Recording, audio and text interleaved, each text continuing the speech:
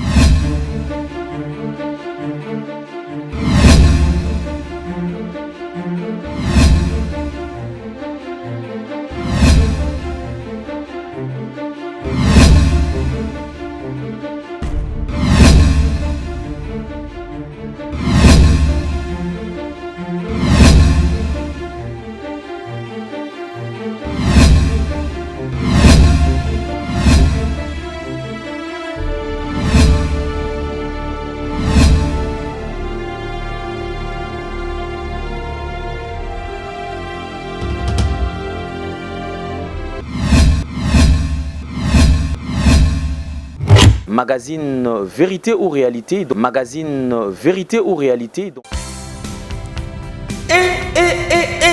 Du nouveau à Kinshasa. Kinshasa a une autre couleur.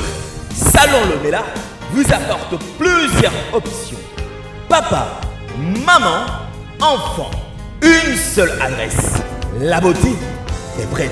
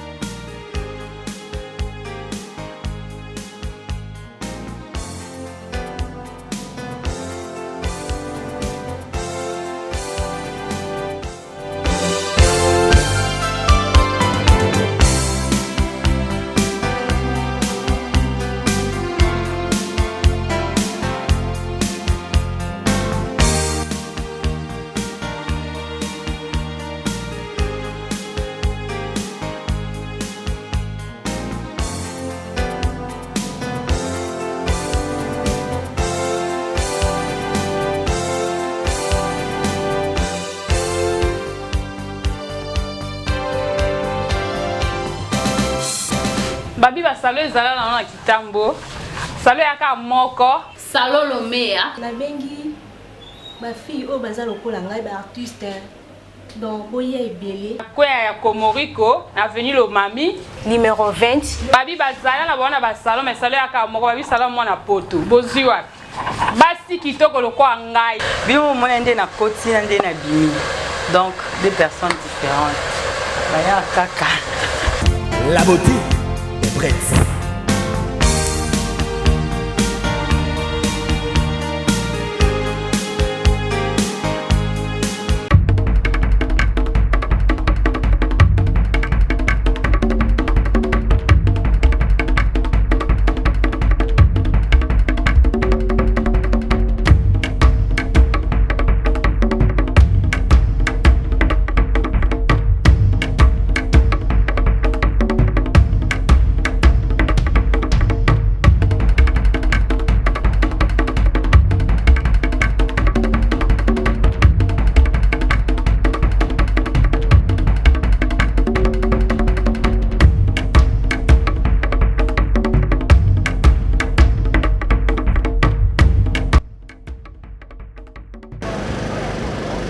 À droite, portez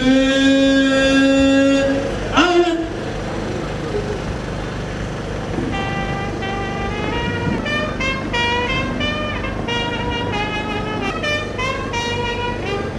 Quel est Moussa Lamoine? de la parade de toujours. Je vous invite à prendre place à la tribune. Comme à la troupe, commissaire supérieur adjoint, Christian Chupin.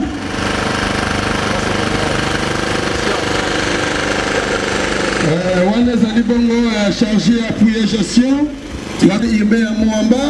Les anaba kondi o bazali kotambisa yango ya commissariat urbain de Moamba. Voilà, merci beaucoup. Voilà Vanawe Sika.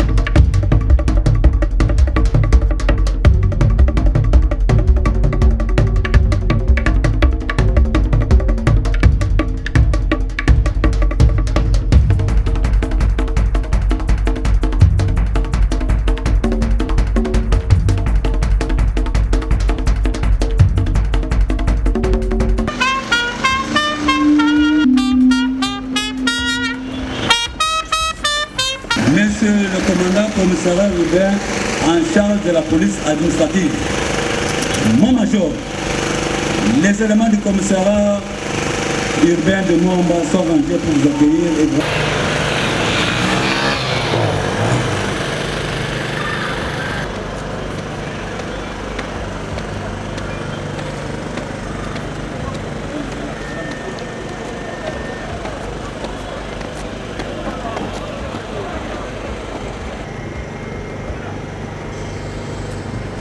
C'est le commissaire, c'est le major Kovakas, Diko Kota.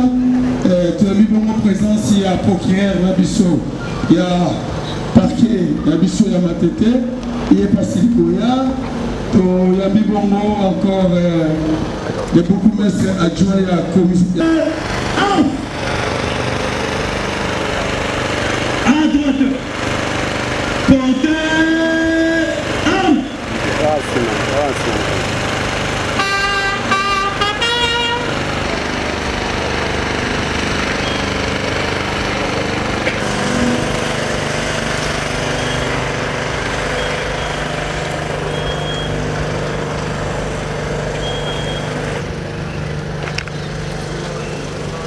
Voilà la chambre, papa.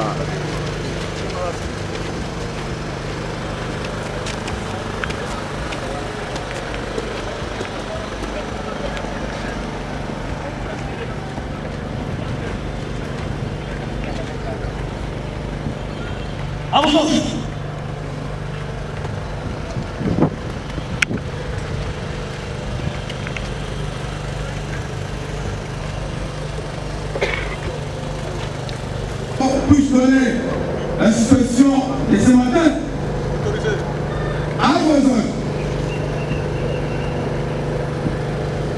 Le programme va nous donner une petite exhortation de 10 minutes ou 15 minutes. Ensuite, l'adresse du commandant commissariat de Moamba. Et à la fin, les défilés. Qui aura l'approbation? Le magistrat et serviteur de Dieu.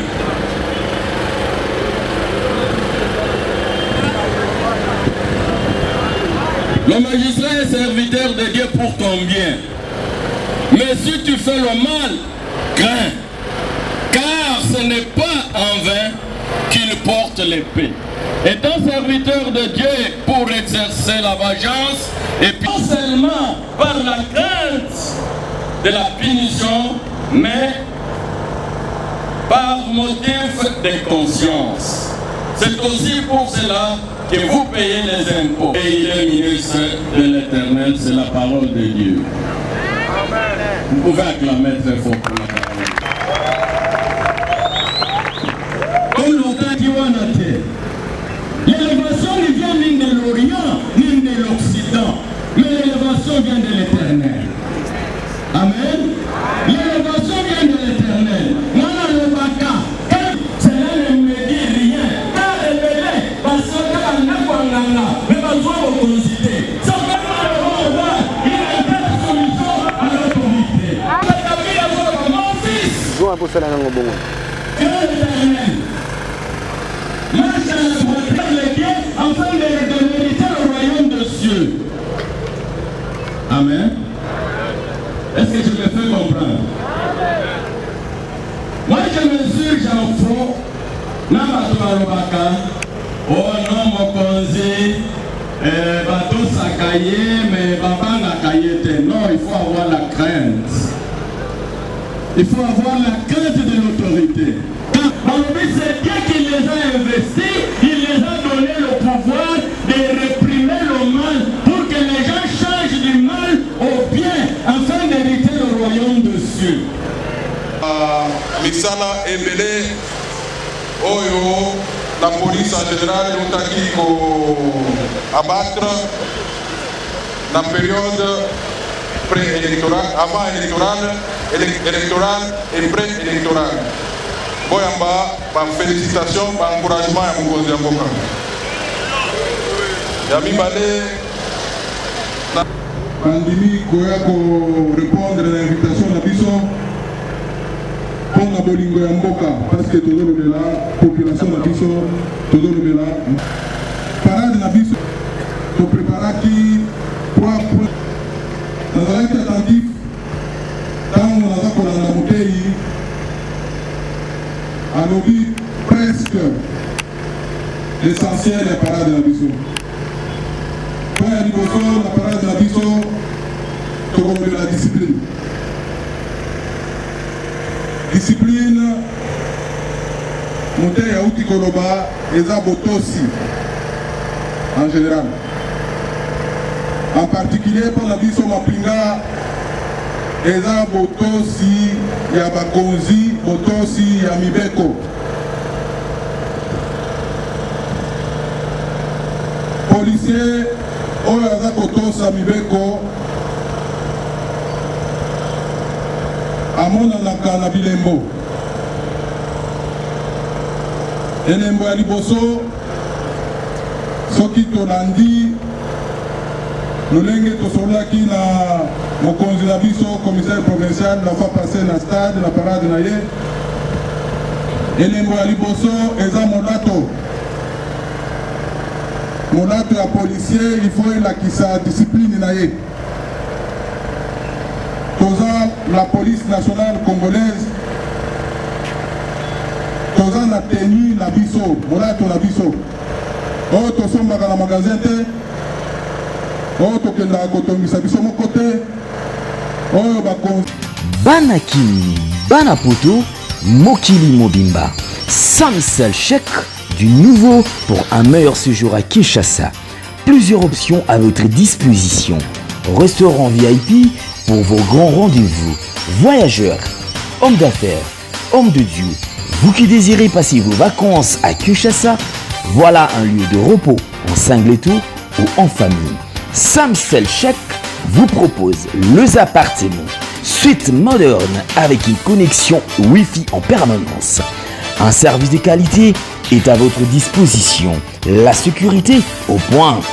Nous avons une réserve en énergie électrique assurée avec 2 générateurs uniquement.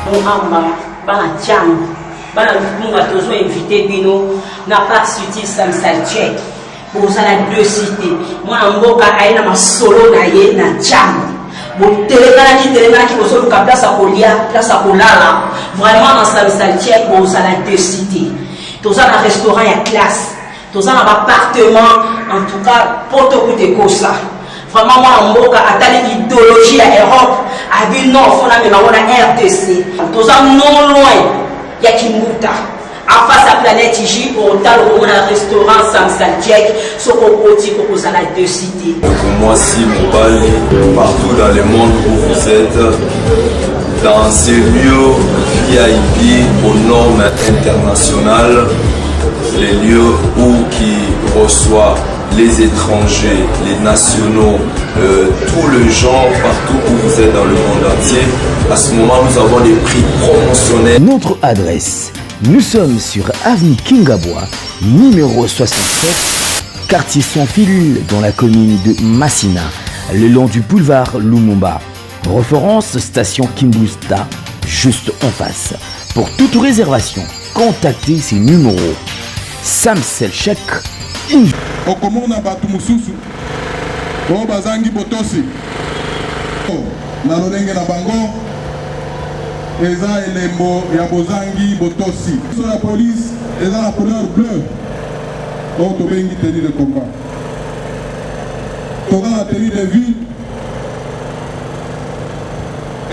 etongeli eza ko tenue elingi koloba nini kobanda na sapato ti na bere appelle à la tombola à lokoti bere oyo ezalaka lokola kokana na biloko mosusu elandi azwi atie wana aza indisciplinaire mosusu okomona ke koluka combinaison moko ya noire na tombola ye moko abambi na tenue c'était l'indiscipline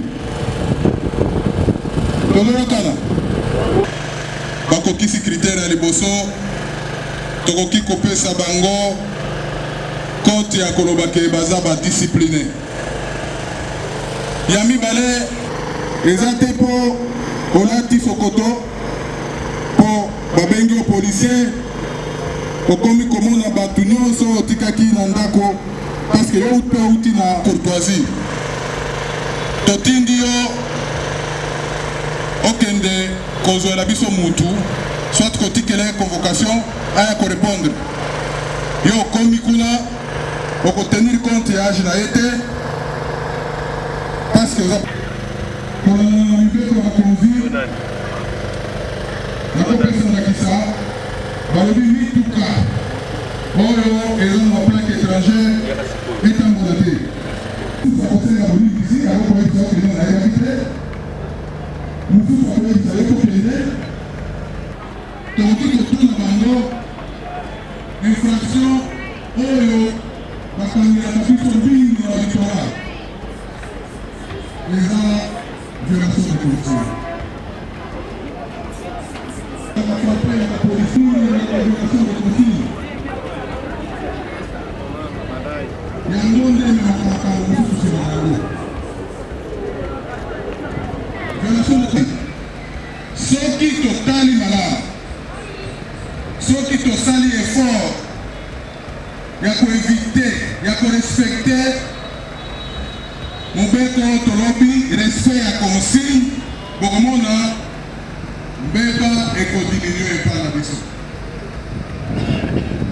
auditora bana bamona na biso te auditora nani apebi oyo biso yango okosala nini salagasela te okotinda invitation mpana ya mibali na basi balobi te ke non polise ekosekirize kaka bato ya ekolo songolo non balobi te polise ekosekirize kaka bakongolais non même les étrangers baza epa na biso toza na devoir ya kosekirize bango kotraite bango lolenge moko na bakongolais eloko ekokesanisa biso eza kaka misala na biso mabe oyo tokosala soki étranger asali mabe botraite ye lokola étranger lokola moto ya mabe pa lokola étranger soki congolais asali mabe bokotraite ye kolandana na mabe na ye asali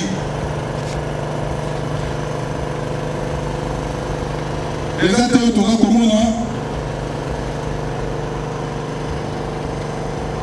mutu aza koleka yo policier congolais oza na droit ya kosécurize ye parce que wana eza magasin ya chinois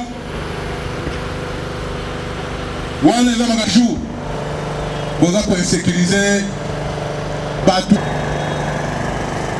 tokei na sens contraire mpona koillustre koexplike yango toza na un certain nombre de catégories de gens oyo baza kopesa sécurité na estce nakosi toza kotracase population toza koinsécurize population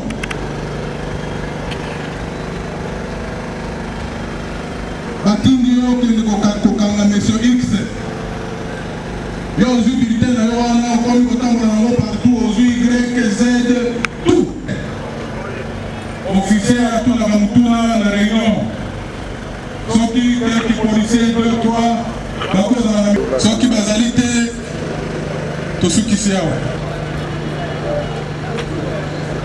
problème ya assainissement bamama eza mpona sécurité na bino soki toza kolongola bino mosika na balabala bitekateka partout maison communale na biso oyo ekomi entouré na marché nafa passe même pembeni ya biro na ngai awa mama moko alingaki na accident ya motuka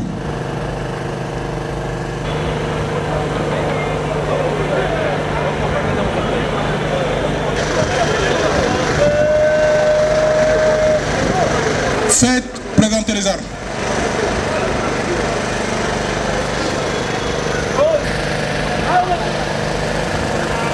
Clairon, fermez les bancs. Clairon, fermez les bancs.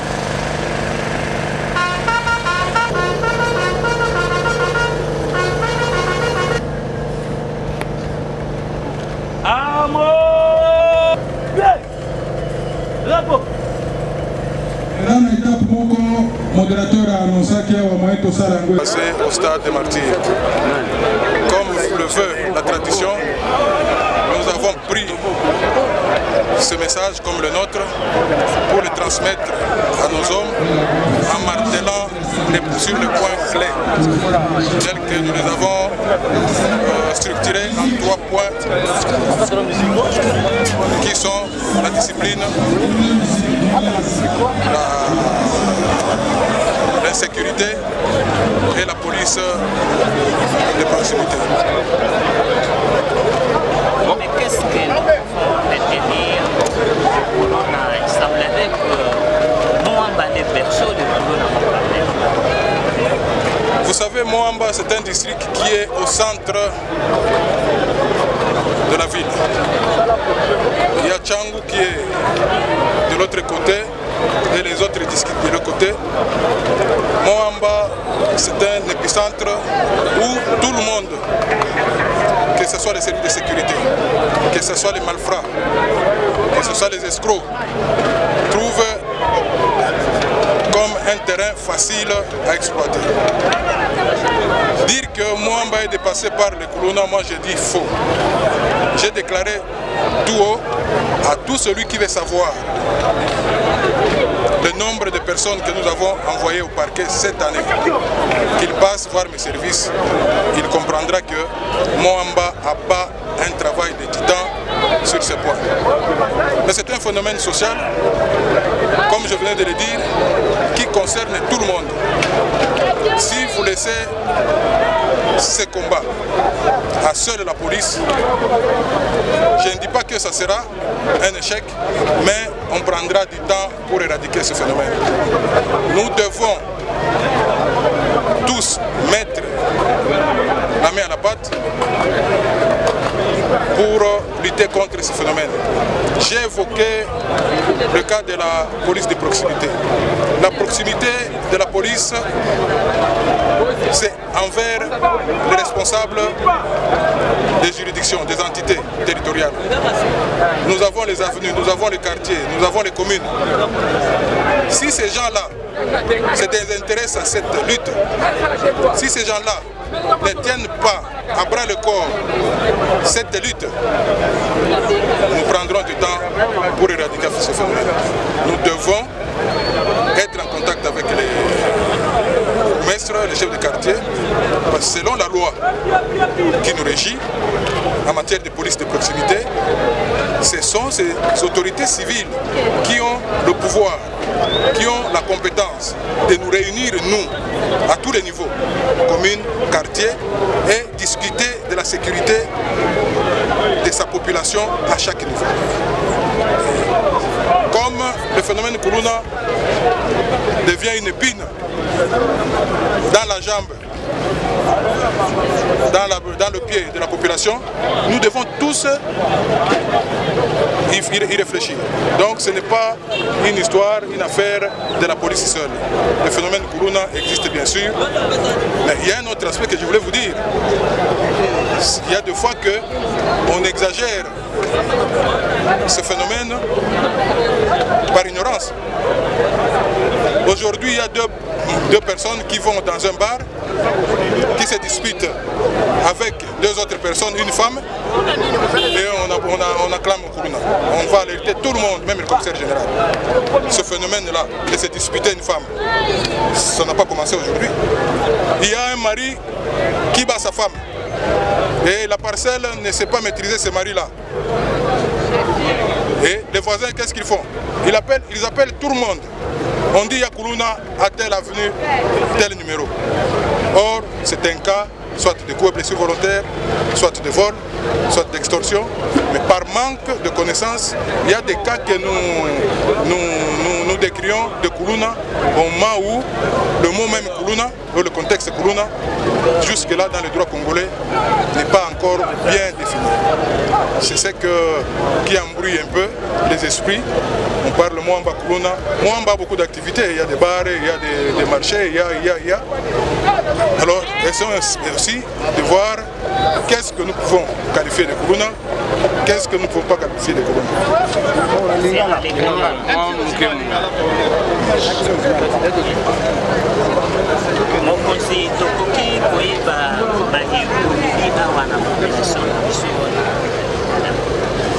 Tolobeli population na biso donc maloba ezalaki adressé mingi na ba policier na biso tolingaki tozongisa to restituer na ba policier na biso makambo oyo mokonzi na biso ya ville général Kasongo Silvano autaki koloba na biso na parade na stade omoni na ebele ya bato moyen mutu na mutu ayoka makambo mbala moko ezalaka mwa passe. C'est ainsi que tolobaki tozongela parce qu'on dit la répétition la mère de toute science. Tozongeli biso tomekaki ko sala synthèse ya ba maenyoso mokonzi alobaki na 3 points. Tolobelaki discipline, tolobelaki sécurité la population na biso, tolobelaki police de proximité. Na oyo etali discipline tobandaki nano na komita la biso moko. Lolenge na biso ya kolata, lolenge na biso ya koloba kwa aborder population, lolenge na biso ya kosalela musala na biso. Na oyo etali sécurité ya population tolobelaki makambo ya tomonaki todetayaki banani baza à la base ya insécurité ya population na biso. Comme la charité bien ordonnée commence par soi-même, tobandaki nano ko décortiquer mabeo eza na ngambo na biso na bato na biso. Ba bureau de ba policier ya roulage ndenge tosala musala mabe mingi eza na ngambo na biso. Tosengaki na bato na biso po bazala à l'abri, ba se protéger contre la poursuite ya justice. Il faut bazonga na mulongo. Na oyo etali police de proximité tolakisi bato na biso ete police de proximité eza police ya sika te ekoya eza esaleli ya sika oyo esengi mariage entre biso police na population parce que tangu toza bomoko tangu toza en harmonie tangu toza en partenariat tokoyeba mingi eza koleka na kati ya société à travers ba population toza na police de proximité epesi pouvoir na ba autorité civile bazwaka mokano ya koreunir biso ba policier na ba niveau nyonso sous commissariat poste po tolobelaka oyo etali sécurité ya bisika tofanda kanisi bakonzi oyo ya bacivile bazalaki wana balandi biso malamu tozozela ebanda pour que tomeka nano koréduire décalage distance ezali entre biso na population.